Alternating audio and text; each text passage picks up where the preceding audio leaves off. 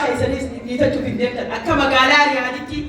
saartuu Usmaayyoo Muusaa hayyuu keenya goota keenya jabaa fi abbaa jabeeffata jedhanii kuma 50 galchina jedhanii shamarran kana abdiin irraa qaba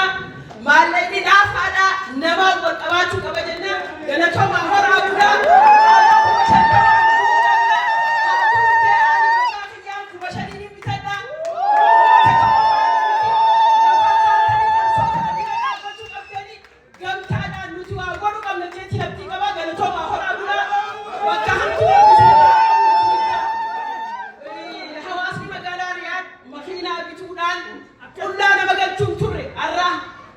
Shamaran jabaatanii bakka kana keessa gamtaadhaan lafatti jaaramanii jiranii shamaran takka takkatti waan hin abdii irraa qabuuf har'a qaanfadheen galuun isiniin jaa galatoomaa horaa budaa.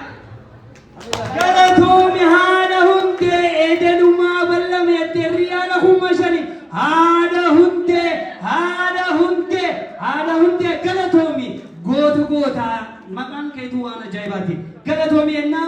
mee namni waan namaa lakkaa'u humaanis numa lakkaa'an Ibashani kuma lama me namni bireeda wala ka faraha mama shukara yesu demi daduba kannani jembasu ka kaisu kute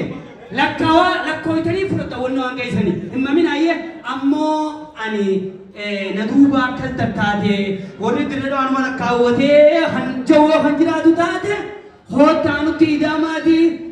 yo wan kam nurratti hayo dibbato ko kaisani le beita senan bar ya jara ke minyatu Lal, senar minyato.